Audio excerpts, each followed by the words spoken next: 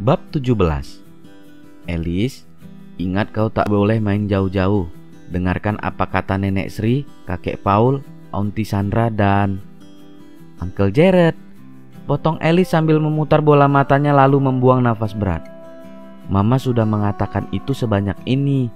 Lanjutnya sambil membuat lingkaran besar dengan kedua tangan mungilnya di depan Ana yang hanya mengangguk sambil tersenyum.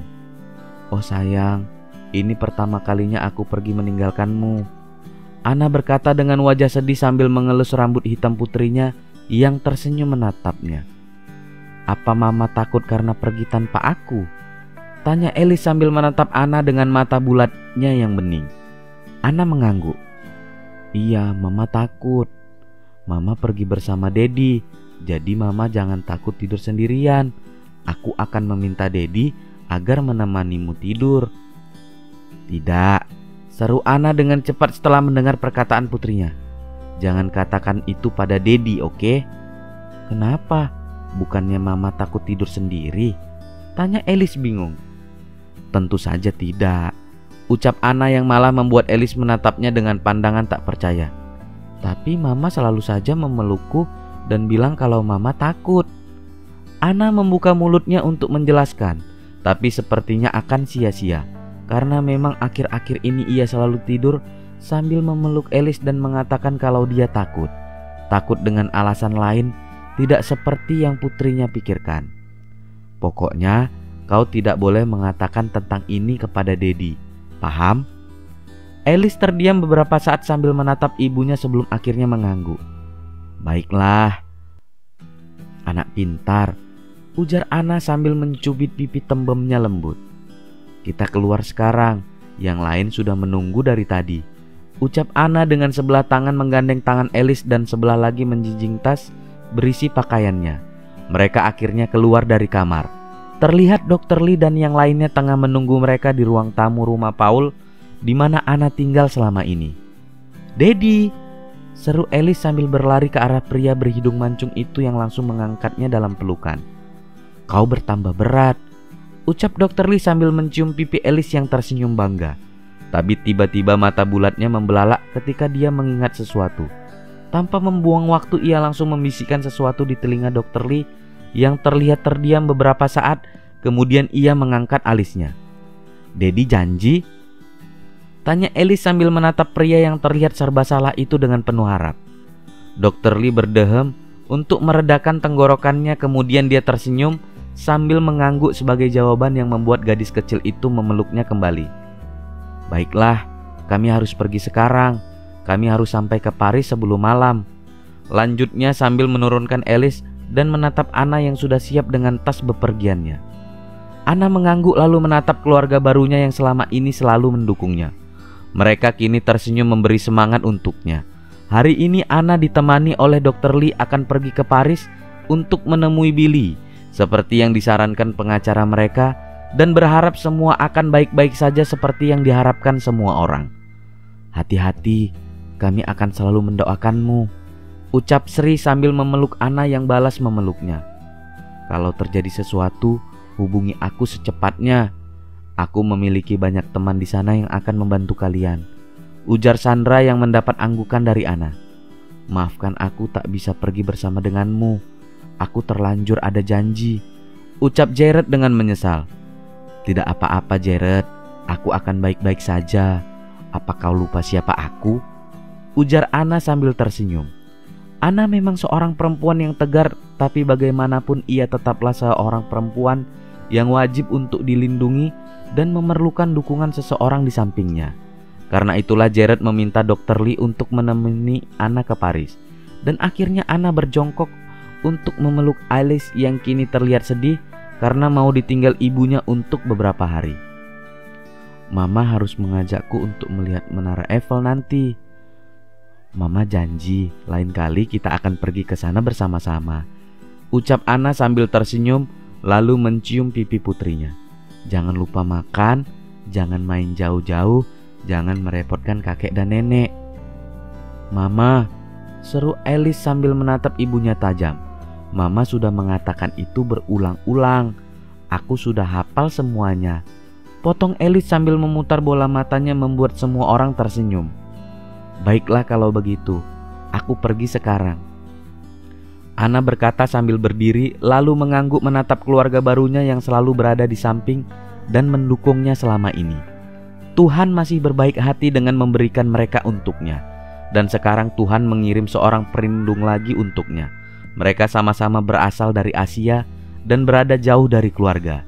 Itulah yang membuat mereka dekat dan saling bergantung satu sama lain selama ini.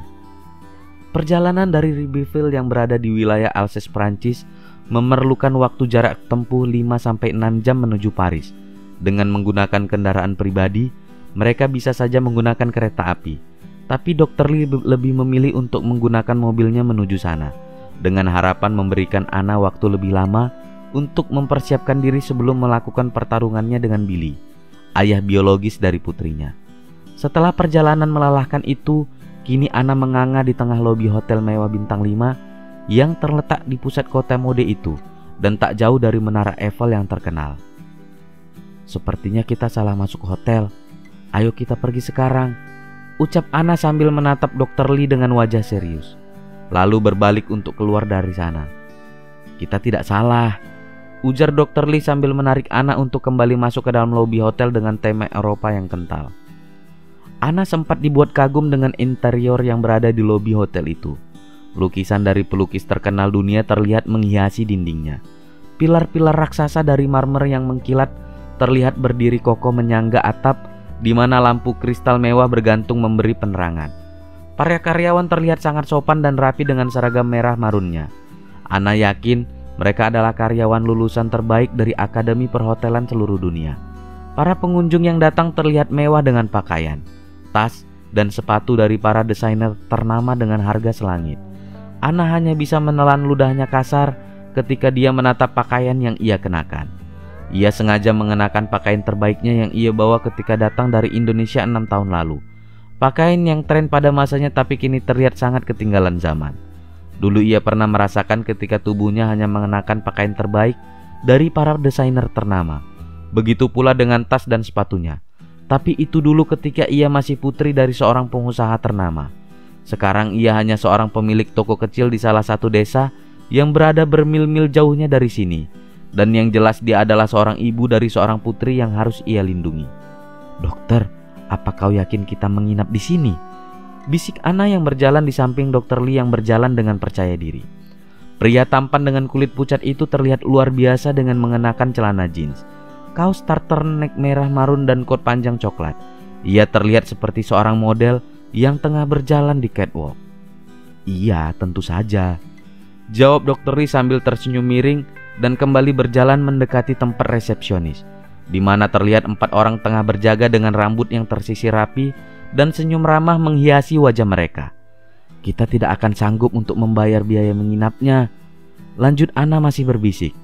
Tangannya menarik lengan Dr. Lee, membuat pria itu berhenti berjalan dan kini menatapnya. Pria itu bisa melihat kekhawatiran di dalam mata hitam Anna membuatnya tersenyum menenangkan. "Kita hanya akan menghabiskan bekal kita selama 3 hari hanya untuk menginap semalam di sini.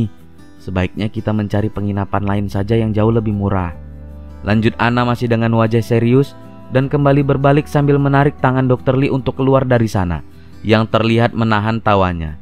"Anna, tenang saja. Temanku bekerja di sini dan dia memberikanku voucher menginap gratis," ucapnya sambil menghentikan lalu memutar tubuh perempuan bermata hitam itu hingga menghadap padanya.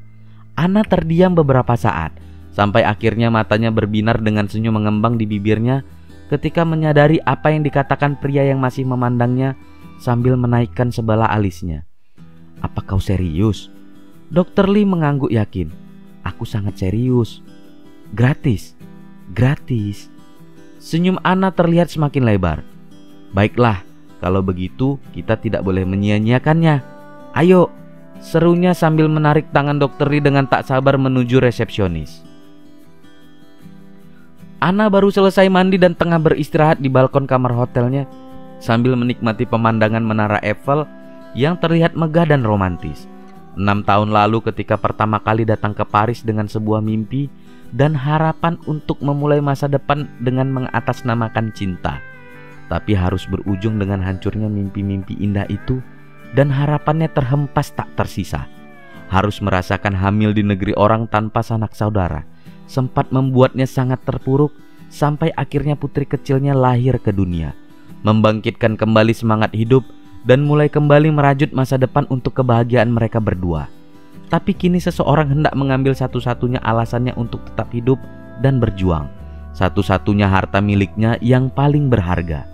Tidak, ia tidak akan tinggal diam dan menerimanya begitu saja. Ia akan memperjuangkannya dengan seluruh jiwa raga. Suara ketukan pintu menyadarkan lamunannya. Dengan bergegas ia menuju pintu dan membukanya, yang langsung memperlihatkan sosok Dr. Lee yang tampan dengan sweater putihnya. "Apa kau sudah siap?" tanyanya, yang dijawab Ana dengan anggukan. "Kita mau kemana?" tanya Ana sambil berjalan di samping pria yang terlihat seperti vampir dengan kulit putih pucat dan mata tajamnya. "Untuk pertempuranmu besok, kita perlu persiapan terlebih dahulu," ucapnya sambil berjalan masuk ke dalam lift. "Persiapan?" tanyanya dengan ragu. "Iya, persiapan. Tenang saja, aku sudah mempersiapkan apa yang harus aku ucapkan kepada mereka besok. Aku sudah menghafalnya sampai di luar kepala," ujar Ana dengan yakin, yang membuat Dr. Lee menatapnya sesaat lalu mengangguk. "Bagus, tapi kita perlu persiapan yang lain," ucapnya sambil menatap Ana yang juga tengah menatapnya terlihat berpikir. "Persiapan yang lain? Apa itu?" tanya Ana, membuat Dr. Lee tersenyum penuh misteri lalu keluar dari lift, diikuti oleh Ana yang mengekor di belakangnya terlihat bingung.